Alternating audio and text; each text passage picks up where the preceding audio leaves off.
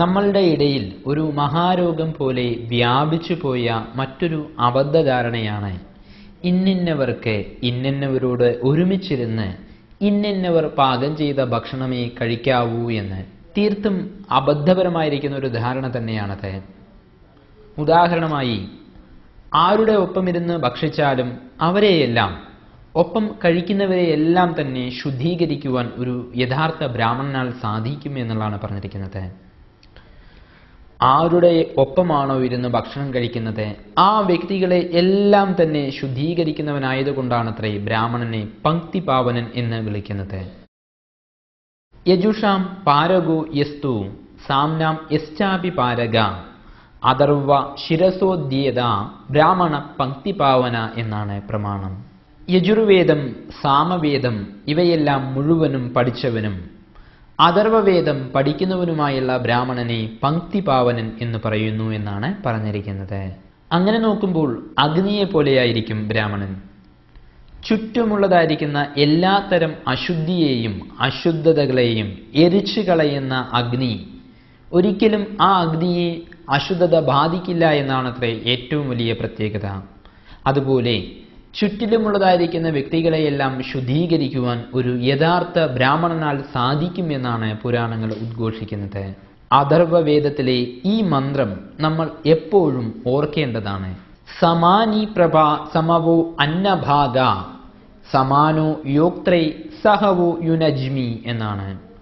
ഈ മന്ത്രത്തിന്റെ വ്യാഖ്യാനത്തിൽ സായനൻ പറയുന്നുണ്ട്, പരസ്പര സ്നേഹം കൊണ്ട് നിങ്ങൾ ഒരേ സ്ഥലത്തിരുന്ന് ഭക്ഷണം കഴിക്കേണ്ടത് അത്യാവശ്യമാണ് എന്ന്. സസ്യഭക്ഷണമേ പാടുള്ളൂ എന്നുള്ളതായിരിക്കുന്ന നിയമവും സർവത്ര ആദരണീയമാണ് എന്ന് തീർത്തും പറയുവാൻ കഴിയില്ല.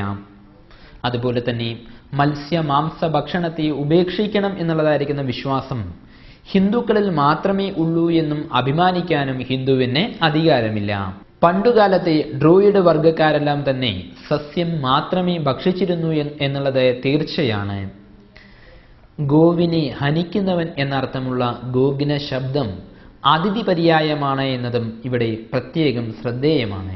ന മാംസഭക്ഷണേ ദോഷ എന്ന് നിവൃത്തിസ്തു മഹാഫല എന്നതിനോട് ചേർത്തും കൊണ്ടാണ് മനു ഉപദേശിക്കുന്നത്.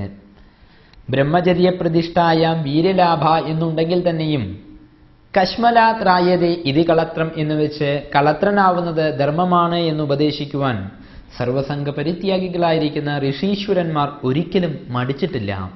മത്സ്യഭക്ഷണം നിഷിദ്ധമാണ്, അത് കഴിക്കാൻ പാടില്ല എന്ന് കരുതുന്നവർ പാടീനം എന്ന മത്സ്യപര്യായത്തിന് പാടികളാൽ, അതായത് വേദാധ്യയനം ചെയ്യുന്നവരാൽ അപേക്ഷിക്കപ്പെടുന്നത് എന്നുള്ളതായിരിക്കുന്ന ധാത്വർത്ഥം ഓർമ്മിക്കേണ്ടതായുണ്ട്.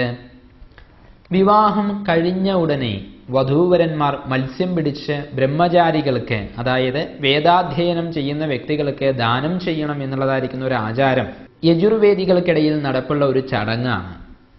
ഈ ചടങ്ങ് മത്സ്യഭക്ഷണം നിഷിദ്ധമായിരുന്നില്ല എന്നതിനെ തെളിയിക്കുന്നു. എന്നിരുന്നാൽ തന്നെയും സ പ്രത്യക്ഷേണ തുനാചാര എന്ന് തുടങ്ങി പശൂനാം കിംസനം തദ്വത് ഭക്ഷണം ചാമിഷസ്യ ച എന്ന ദേവീ ഭാഗവത വചനം നമ്മളുടെ എല്ലാം തന്നെ ആദർശമായിരിക്കേണ്ടത് അത്യാവശ്യം തന്നെയാണ്. എന്തുകൊണ്ടും മേന്മയേറിയത് തന്നെയാണ് സസ്യഭക്ഷണം എന്ന് സാരം. പുരാതന കാലത്തുള്ളതായിരുന്ന ഹിന്ദുക്കൾ ജാതി സങ്കരം വരുത്തുക മാത്രമായിരുന്നില്ല അത്രേ ചെയ്തിരുന്നത്. അവർ വിശ്വം മുഴുവനും ആര്യന്മാരെ കൊണ്ട് നിറയ്ക്കണമെന്ന് ആഗ്രഹിച്ചിരുന്നവരാണ്. വൈദിക കാലത്തിൽ ഭ്രാതിസ്ഥായ ദ്വാര അനേകായിരം അനാര്യന്മാർ ആര്യന്മാരായി എന്ന് സാമവേദത്തിലെ താണ്ഡ്യ ബ്രാഹ്മണങ്ങൾ രേഖപ്പെടുത്തിയിട്ടുണ്ട്.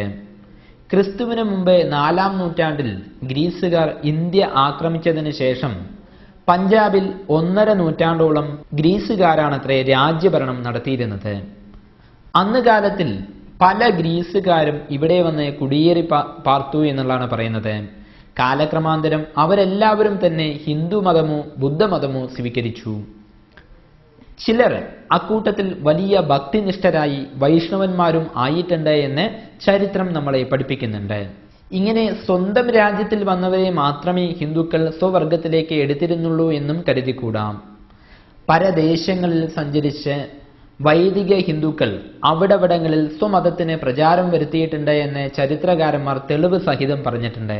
കണ്വ മഹർഷി മിശ്രദേശത്തിൽ ഉണ്ടായിരുന്നപ്പോൾ 16,000 തദ്ദേശവാസികൾ അദ്ദേഹത്തെ ആരാധിക്കുകയും അവരെ എല്ലാവരെയും തന്നെ അദ്ദേഹം ഭാരതത്തിലേക്ക് കൂട്ടിക്കൊണ്ടുവന്നതിന് ശേഷം സംസ്കൃതാഭ്യാസം ചെയ്യിക്കുകയും ചെയ്തു എന്നാണ് പറയുന്നത്.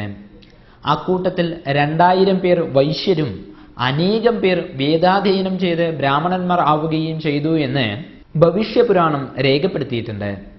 ക്രിസ്ത്വാബ്ദത്തിന്റെ ആരംഭകാലങ്ങളിൽ ഏഷ്യ മൈനറിൽ പല ഭാഗത്തിലും ഹിന്ദു ക്ഷേത്രങ്ങൾ സ്ഥാപിതങ്ങളായിട്ടുണ്ട്. ക്രിസ്ത്വാബ്ദം 10-ാം നൂറ്റാണ്ട് വരെ കോക്കസിലെ ബക്കു എന്നുള്ളതായിരിക്കുന്ന പ്രദേശത്തിൽ ഹിന്ദുക്കളുടേതായിരിക്കുന്ന ഒരു അഗ്നിക്ഷേത്രം നിലനിന്നിരുന്നു എന്നാണ് പറയുന്നത്.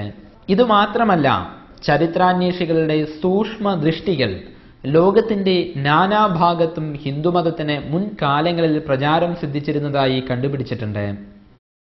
ജാതികൾക്ക് എല്ലാം എന്ന പോലെ തന്നെ മതങ്ങൾ തമ്മിലും പണ്ടുകാലത്തിൽ നല്ല അടുപ്പമുണ്ടായിരുന്നു എന്നതിന്റെ തെളിവാണ് ചൈതന്യസ്വാമികൾ സ്വമതത്തിന്റെ പ്രചാരണത്തിന് ജന്മനാ മുസൽമാനായ ഹരിദാസനെയും എല്ലാവിധ ആചാരങ്ങളെയും തട്ടി നടന്നിരുന്ന സദാനന്ദനെയും മുസൽമാൻ രാജാവുമായുള്ള കൂട്ടുകെട്ട് കാരണം ജാതിഭ്രഷ്ടരായി കരുതപ്പെട്ടിരുന്ന രൂപ സനാതനന്മാരെയും വിനിയോഗിച്ചിരുന്നു എന്നുള്ളതായിരിക്കുന്ന ചരിത്രകഥ. അതുപോലെ ജഗന്നാഥ ക്ഷേത്രത്തിലെ നൈവേദ്യം ഇന്നും ഹിന്ദുവും മുസൽമാനും ക്രിസ്ത്യാനിയും ഒരുമിച്ചിരുന്ന് ഒരേ പാത്രത്തിൽ നിന്നും കഴിക്കുന്നതായിരിക്കുന്ന നാട്ടുനടപ്പും നമ്മളുടെ എല്ലാം തന്നെ ശ്രദ്ധയിലേക്ക് കൊണ്ടുവരേണ്ടതായിരിക്കുന്ന കാലവും അതിക്രമിച്ചിരിക്കുന്നു. അവരുടെ ആ സാഹോദര്യ മനസ്ഥിതി നമ്മളിൽ ഓരോരുത്തരിലും ഉണ്ടാവേണ്ടതുണ്ട്.